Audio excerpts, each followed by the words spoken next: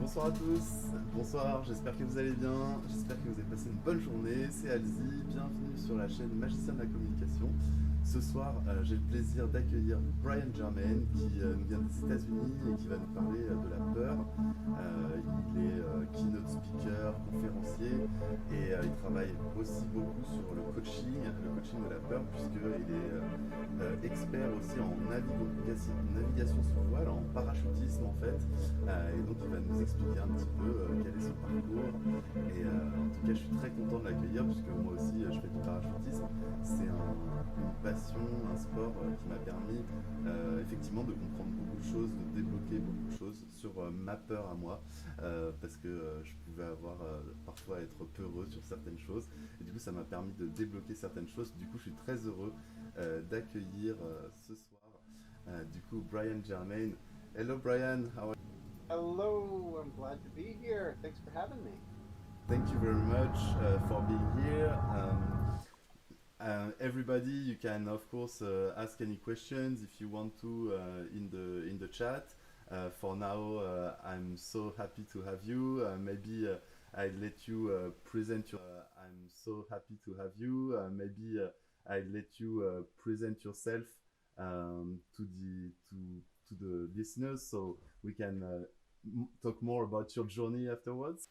Sure. Well, depending on who you are, I'm kind of I've got different hats that I wear, right? So for some people, I'm their fear coach, so helping people deal with all kinds of fear and sort of getting up out of depression, which is related for sure. Often, our depression is just sort of a disguise for the fact that we're afraid to try. Not always, of course. Okay. But so I've got lots of people from sort of all levels of life, from very very high functioning people who are very very successful that I've worked with, and some folks that are literally just trying to get out of bed, right? And I also have this other aspect of myself, which is a professional skydiver. Well, I've been jumping out of airplanes for 35 years. Wow. And I've been teaching for much of that time. I've got about 16,000 jumps. And so that has helped inform my research on how to help people deal with fear, my own experiences, and also through helping other people. Right? So when you're in the airplane and you look at somebody's eyes, somebody with very few jumps, and they just look terrified, and you can't hold a conversation with them, and you tell a joke and they don't laugh. Right, then you know that this person's really really nervous. That or your joke is bad, but that couldn't possibly be the case with me. So it's been very interesting as a laboratory. Skydiving and other adventure sports, I'm involved with lots of them. It's a laboratory for me to try different methods of helping people deal with fear, to find out what doesn't work. Often my instinct in terms of action is not maybe compassionate enough, because I've got so many jumps, right? Sometimes my response is, oh, don't worry about it, let's just go and do it anyway, when the person needs a completely different approach, an individual, right? They're each separate people. There's no one size fits all solution. So that's a big part of what I do, right? So I write books about both topics, about skydiving and about dealing with fear, and articles, and I make a lot of videos. I've lost track of how many videos that I've made, but over 500. Many of which are on YouTube, and many of my instructional videos are on Adventure Wisdom. website. Cool, very cool. So very So broad approach that's of fear and skydiving. it's very related, isn't it? I mean, you're a jumper. You know what I'm talking about. Is that there's the fear of death in skydiving. There's also the fear of looking stupid, making a mistake. You know, looking like you don't know what you're doing, and then losing respect from the people around you. That's a valid reason to be afraid as well. You know, a big message that I try to share with everybody that I work with is being afraid is normal. It's how you deal with it. Yeah. If you don't have fear when you're in high stakes, in high danger kind of situations, maybe it's not physical danger, but it could very well be something else where you're risking losing your money. You know, you're risking losing, like they say, respect and you know the opinions of others, that kind of thing. Performance anxiety. You know, a lot of people are terrified to give a talk, to speak in front of others, and that's I think it's one of the most common fears. And you know they're not going to stone you to death, right? If you make a miss words, misstep, or you say something that, okay, it's possible you'll offend your audience. I've done that a few times, you know, um, but you're really dealing with mostly an emotional risk. It's real for you. Yeah. And the limbic system, the parts of the brain that causes the physical response, which cause the sort of the next thoughts that happen as a result of that body environment, that mood, changes where the thoughts go, which changes your capabilities. And so the limbic system doesn't know the difference between a physical risk and, you know, you're going to play your trumpet in front of, you know, a large group of people, right? You're going to sit down at open mic night at a cafe with your guitar and actually sing a song that you wrote, right? That's, you know, it's emotionally charged and it's beautiful, right? If we can't stand up to that kind of test, what are we going to become as a species? Right? So private, so we call it breasting your cards, you know, in poker where you hide your cards, where you're not showing your light, you're not showing your beauty. The world will become very gray and boring if people don't stand up to that kind of fear. So that's kind of what I represent is taking deliberate, careful, well thought out risks. And some of the risks are physical, as a metaphor, where you go rock climbing, you know, and you climb and you get a little bit excited, learn to relax yourself. A process of when you deliberately breathe, slower, bigger. You deliberately relax your body. You deliberately smile, even though you don't feel like smiling, you know, and you get yourself into this sort of, woohoo, this is exciting, or you're paddling with the wave like a surfer, harder, instead of fighting against it, you know, resisting the energy, where you make things worse.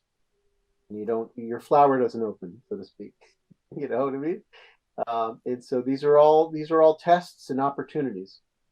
All right, so you're an engineer of fear and you help people find their own mechanism. And actually, it's very interesting because you talk about when it gets emotional, there are different means. It can be money, it can be performance, but it's always real into people's head. And so you say how to deal with fear. So maybe we'll get that in just a moment because I wanted to ask you when was your first jump and were you afraid? How did you deal with the fear at that first jump? Yeah, April 13th, 1986 was the date of my first jump. It would have been April 12th, but it snowed and we couldn't get the airplane in the air. So this was up on the Canadian border, near Quebec. And so it was, for me, I was 18 years old, right? I was a kid. And I was the kind of kid who didn't really let fear stop me, or at least fear of physical risks. I was a ski racer. You know what I mean? I was a mountain climber. I like caving. I had done all kinds of stuff like that, where the physical risk was just something that it was simple. Right? You know how to solve the problem. You close the carabiner and you lock the gate. You know what I mean? You check your handles before you jump out of the airplane. These are very specific tasks that make you safer. You know you're safer when you clip into the rope. And so the fear starts to go away. And so for me, the actual jump it fell in that category. So honestly, I wasn't that scared. I was excited. It was all very, very positive. There was a lot of energy. Right? It's not like it was an inert emotional experience. I was elated. My whole life led up to this.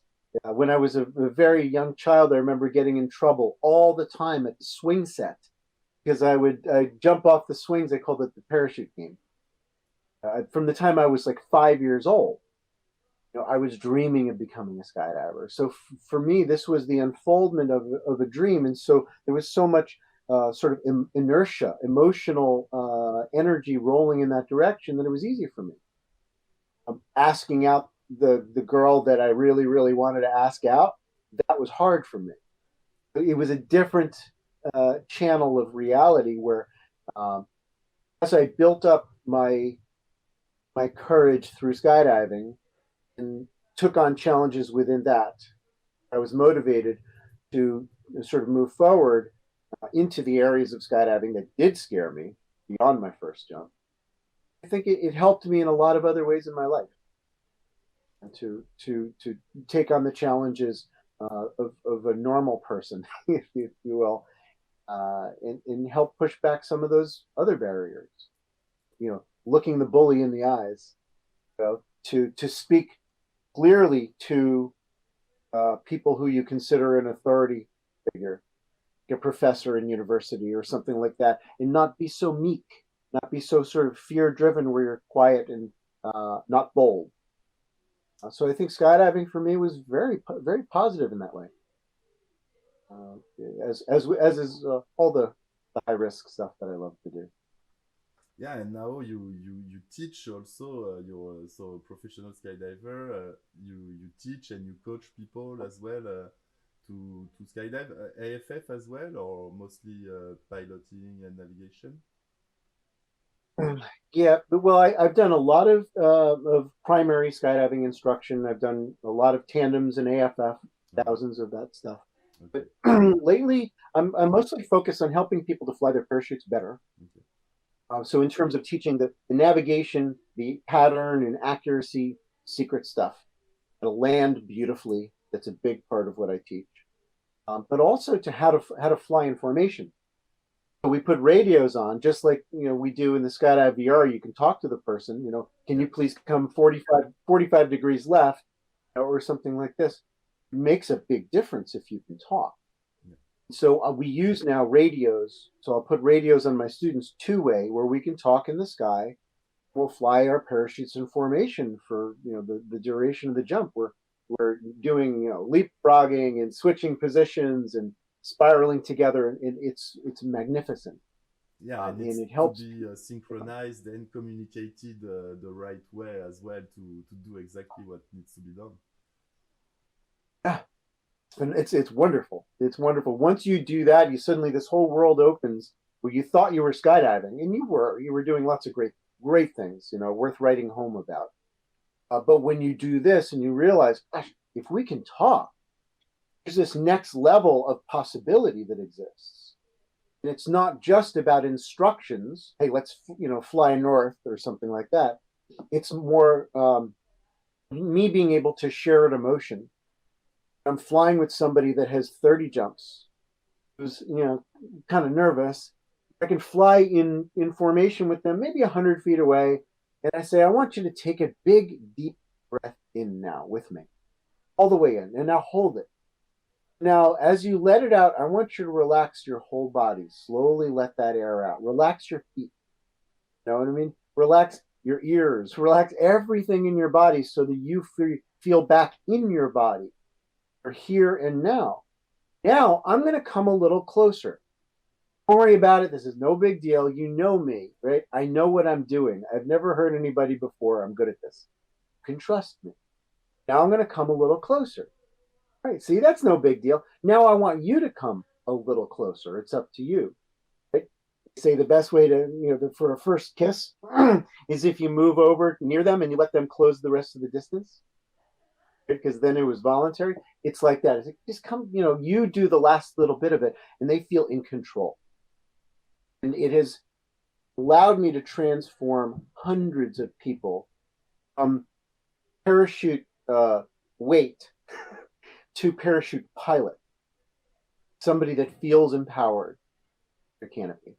And it's a wonderful thing. I love it. I love it. And this is I plan on continuing to do that kind of thing for the rest of my life. It's kind of, it's one aspect of my calling. Yeah, because so the canopy navigation aspect can be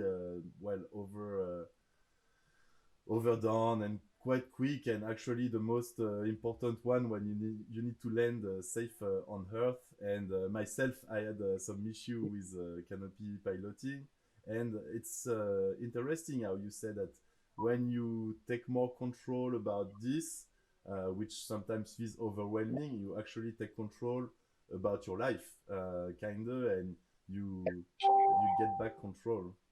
So in that part, skydiving, as you said, can help you a lot in other dimensions in daily life, actually. So what would you tell people that are afraid to skydive? Maybe you have one advice, but also people who are afraid of doing something. So maybe we can go more into the part where how to deal with fear, and maybe you have some good advice about that. I have a lot more than we have time for. Sure. It's kind of what I do. The core concept that to build off of is that if you can assume, and most people can, that your fundamental desire is to survive. Right? It's as a living being to continue on, and okay, ultimately biologically we say to breathe. Is the organism's ultimate function is the gene's way of making more genes. Most people believe that's biologically true, but I think that there is this burning desire to solve your problems so that you can survive. If you focus on that, if you focus on the fear's voice within the mind, ultimately it is intending to do that, to help you survive, to draw your attention towards danger so you don't forget about it. Sort of lights the danger on fire and puts Christmas lights on it and says, don't look away from the ground that's coming, or the other cars on the road, or the other skiers on the mountain, and people brace for impact. Problem that we need to sort of awaken to is that fear goes too far. Fear is like an alarm in a building that is saying, if there's a fire, there's a fire, there's a fire. It doesn't solve the problem. It doesn't put out the fire. It doesn't get you out of the building to safety. All it does is let you know that there's something going on. So the visceral sensations in the body, the heart rate going faster, right? The body gearing up with energy, right? All of that stuff is fundamentally beautiful, and you can love yourself for feeling it. You also have to recognize that it's not helping beyond that first 1 second. Information that you're in danger. At some point early on, hopefully, when we recognize, oh, I don't feel good, I feel afraid, now what? What do I need to do to reduce my danger? And it doesn't mean that I'm going to step out of the danger. It doesn't mean that I'm going to stop skiing down the mountain. I might choose to expand my awareness to include my body and to remember that my positive emotion gives my body the true power, the true balance, the true foresight to look beyond this moment into what is next, the solutions that I have to create with my mind.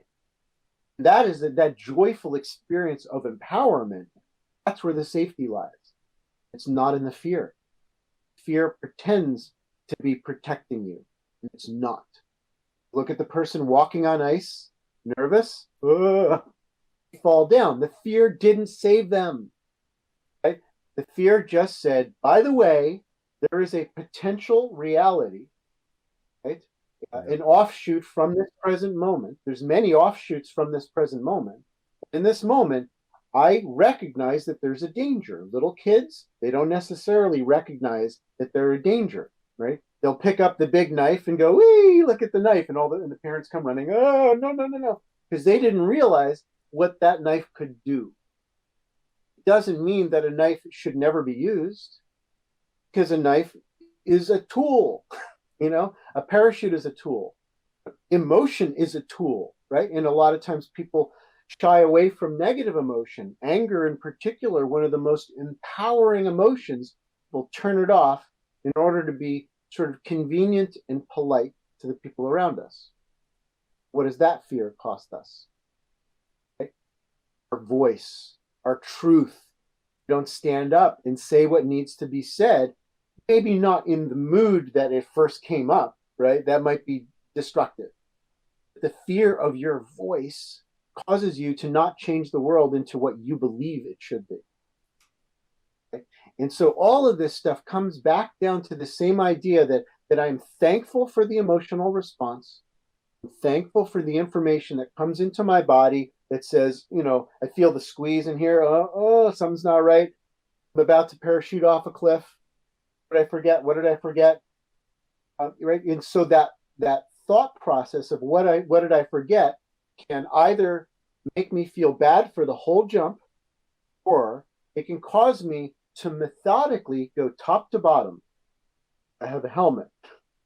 I close my visor. Is my GoPro on? Is my chin strap on? Is it zipped up? Is my wingsuit, zipped up? Is my chest strap on? Do I have my leg straps on? I go top to bottom, and I get to the end of that methodical list. And then I go, oh, I did it. I'm safer now because I took the time that my fear said, you're not safe.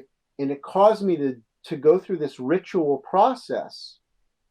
It made me feel safer. And now I can green light my joy, green light the mood where my skill lives. My skill is what's ultimately going to save me. Like my sort of style, my savvy, my ability to be creative, parts of the brain that get shut off when we're in a high level of fear response. Front part of the brain, willed action, the imagination of the possibilities beyond the, oh shit, that's how I'm going to die.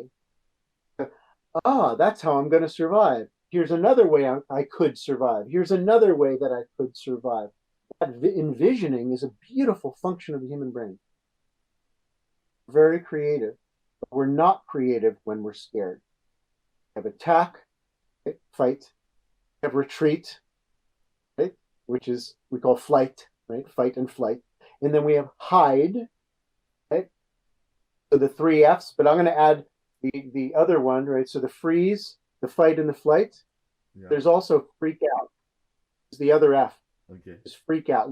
Lose your mind, lose your happiness, make everybody else's life miserable because you're, in this terrified state where you're flicking between the other ones, right? You're attacking in anger because you can't see out of the door of the airplane. The green light's on. And you want to go because you want to jump out of the airplane over the airport, but that guy's not leaving, and he's stopping you from leaving because he's in the door. Maybe he sees that there's an airplane underneath your airplane. Maybe he sees that there's something out there. You're not where you should be. The pilot was wrong to turn on the green light, right? You don't know that information, but your fear is causing you, that's the fight instinct, and it's normal, and you got to forgive yourself for it. For all the fears, possible mental responses, you got to forgive it. You have to just say, yep, that is my sort of old caveman brain. We say reptilian brain, but I think caveman is a better description here. Give me a second.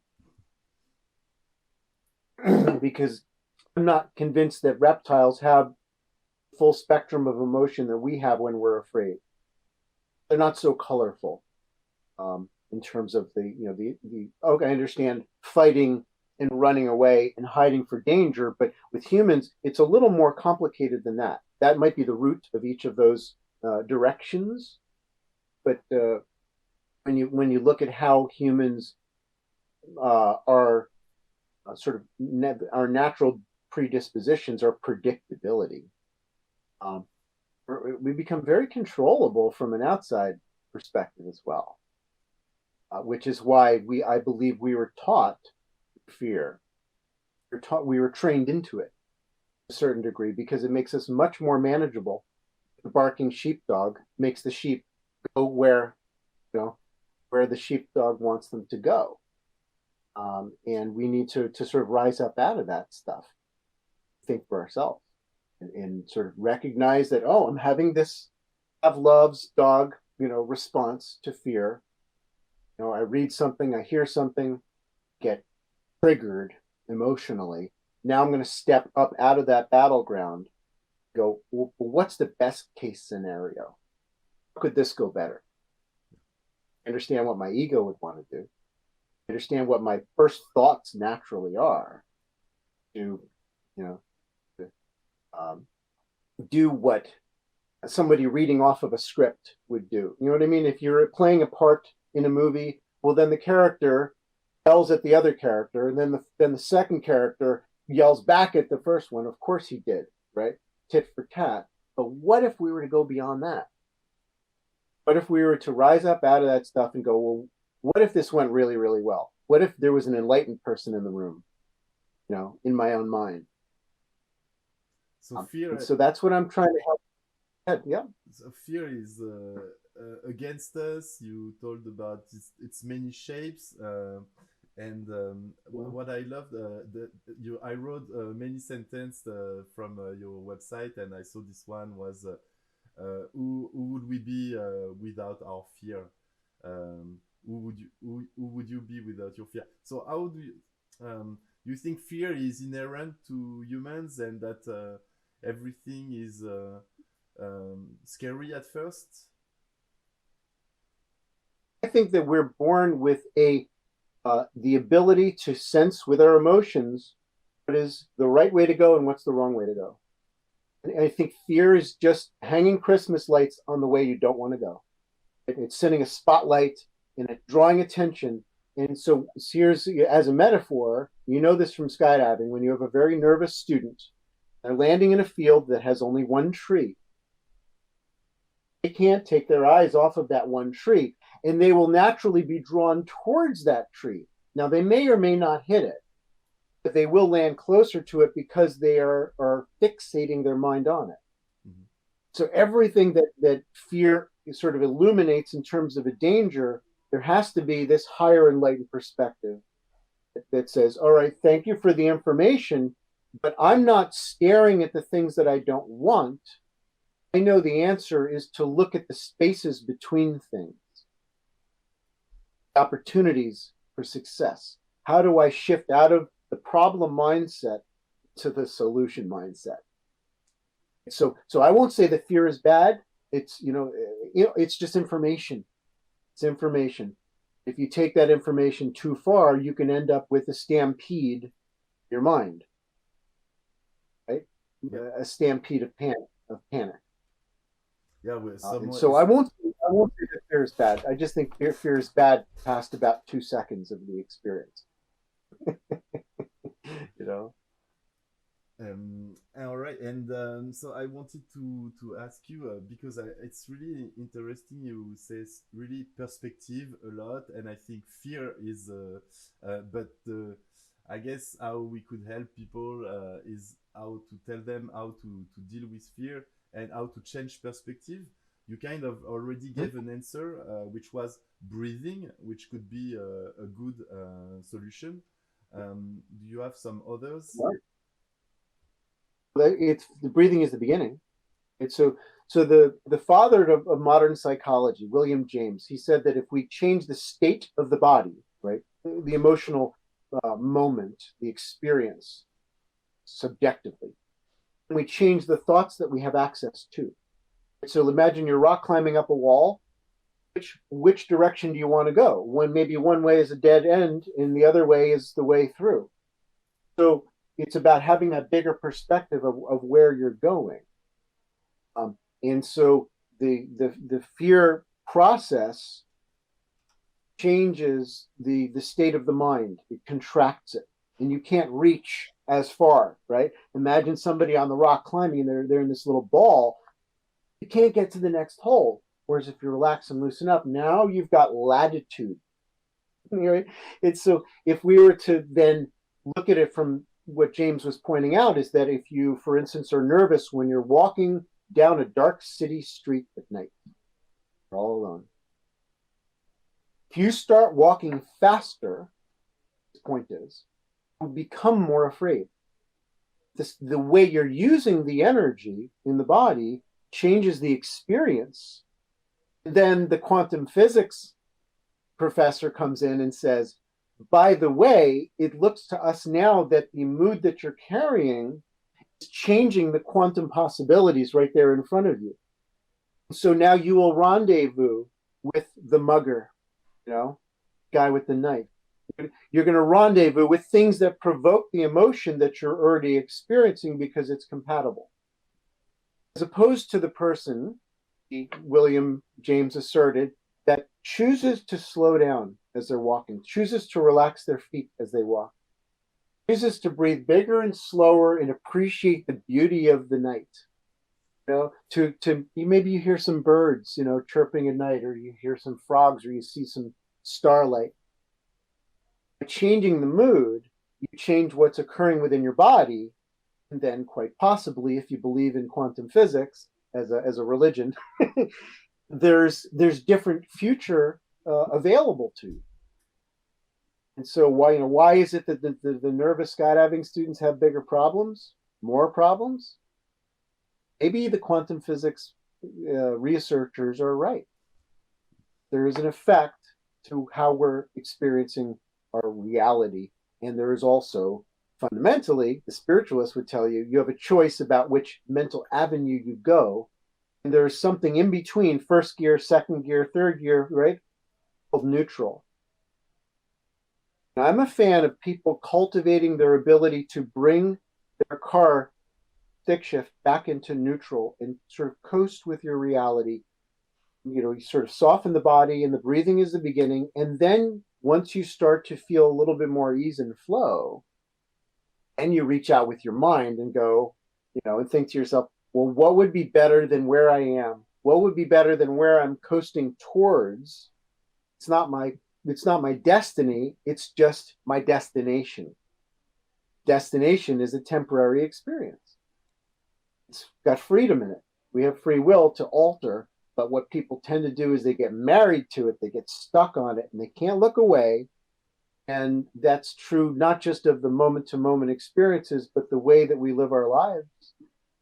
Careers, the people that we draw into our lives, it becomes solidified so much that we forget that we have free will.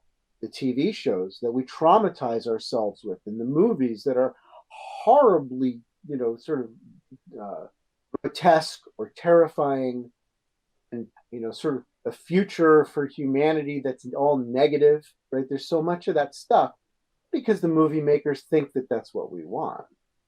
But what happens to the mind when we pattern ourselves with repetitively negative imagery? Become it. Then we become a projector of it, a creator of it.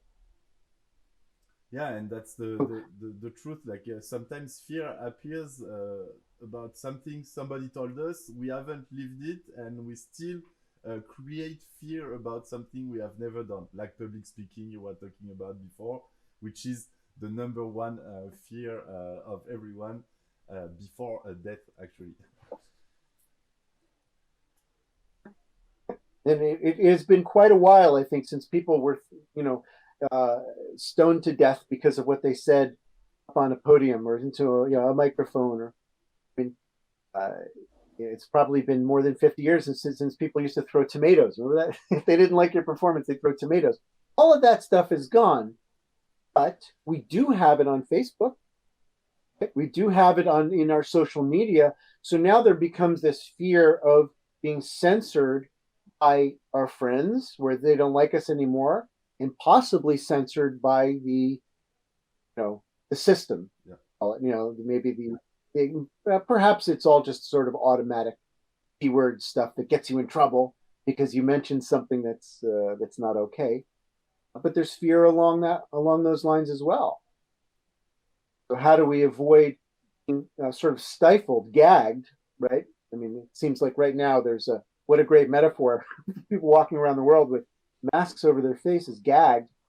Of course, you can wear that gag proudly and say, I'm protecting somebody's grandma from getting killed by my exhale because I'm so healthy that I can have COVID and not feel it. Right? I'm virile. And maybe that's true for you, but not for the 98-year-old grandma who people would like to see at the next, Christmas or Hanukkah or whatever, right? So there's that same thing going on in the internet where people are shutting up, in my opinion, a little too much. They need to just say, I'm going to find a way to communicate what I believe in a positive way, not a fear-inducing source. Right? I'm not going to be a fear monger, but I'm going to speak my truth. I'm going to do it what I believe is the right thing to do. Just a little bit before the when they attacked the Capitol here in the U.S., yeah. I was there. Yeah. I felt compelled, and I went there by myself late at night so that I run into trouble, and I sat there and I could feel it coming. I was up there praying for peace at the Capitol right before that happened. I was drawn to do it. And after it happened, I was at the National Monument, the Washington National Monument, 3:00 in the morning, so I wouldn't get in trouble. I had to walk like 2 miles or something to get there from my car. 3:00 in the morning, I'm up there, sort of meditating and recording myself talking about peace, talking about unity, and laying down our swords, that kind of thing. But not shutting up our mouths. You know what I mean? I still think we need to speak our truth. And so that was a very scary thing to do. I felt purposeful. Yeah, you think I felt like, you think people have more fear because they don't verbalize enough, either being afraid or being themselves? I think the silence stands on our chest like a gorilla. It's not healthy. Okay. Human beings are supposed to speak up, but we don't necessarily speak up with the I guess you could call it a mood quality to what we're saying. Right? You can package the information in a way that is very productive, accomplishes the goal that you wanted to, or you can do it in an ego way, in an angry way, in a fear-based way, which makes things worse. That's what I call complaining. Bitching, fetching, where you're just saying this is the problem, and you're not expecting the solution. It's not helping. Okay? So I think we need to recognize the difference between those two and find a way to speak up in a way that's not ego-based, that's not separation-based, good guys and bad guys. There's only right ways and wrong ways, or preferred ways and not preferred ways. And I think we're going to be able to solve the world's problems through that kind of conversations. Not afraid to speak up, but also smart enough to not make enemies. So do you think you told about fear like an energy, like an emotions as well, like quantum physics, and you think that for most people fear is like automated, and you, for example, you started talking with it, and you said, okay, you're automated, but when you want to intervene, we will decide together and decide if it's for real or not, something like that. I like that. Yes, yeah, you put a face to it. To the old brain having a conversation with the new brain. Sort of the new brain to me is love-based and creativity-based and oneness, unity-based, right? It heals, it can draw us together, it cooperates. And then you have this other side, which is the fear-based, very selfish, warring old world. It's the old reality of humanity that's been around for thousands or millions of years. and it's not constructive, and yet it's not completely wrong in all occasions. Sometimes you're being chased by a bear, and you can't hug it out. You know what I mean? Your parachute has malfunctioned. You can't, ohm and make it open. You're going to have to cut away and dump your reserve, and you got to pull hard with energy. Excuse me. And so I think that this is a very important distinction. Not throw the baby out with bathwater. Yeah, recognize that the old ways, the body, the power, the limbic system is part of our survival. And if we had no fear, we had no ego, we would die. We wouldn't be able to survive in this place of this earth with ego's playground, where it is a little bit dog eat dog. If you don't get what you need, you die. Oh, it's true. Yeah. If you want to live a completely angelic existence, you'll be skinny like Gandhi. Everything will be, oh, not for me. I don't need anything here. I'm going to give everything away, or at least that's what we've been led to believe that a spiritual being acts like. And you're going to be in this world hanging by a thread. So I think the ego empowers us to stay alive, get what we need. The question is, what's the we? I think we have too small a we.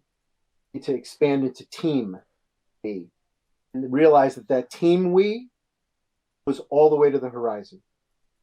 That nobody gets to really have a good day. If you're a truly compassionate person, somebody else is having a bad day. We all need to sort of take care of each other and pull each other up so that there's no problems.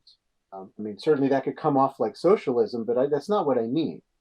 I just mean compassion, caring, and using that power to solve the world's problems. Yeah, use that energy as you were talking about. Like it's the energy, and then it can freeze you if you don't know what to do with it, but actually can also give you the key to open other doors to other realities, which is like an exercise you need to create all the time. And maybe skydiving as well as taught you some other discipline and some methodological thinking to manage fear a little bit more. But it is a sport, and you're professional as well that mostly has developed many skills, expert on fear, but also many aspects on safety, and also on teaching and to transmit what you know and how to transmit it, because not everybody can learn the same way as well, and that's also why maybe sometimes they're afraid.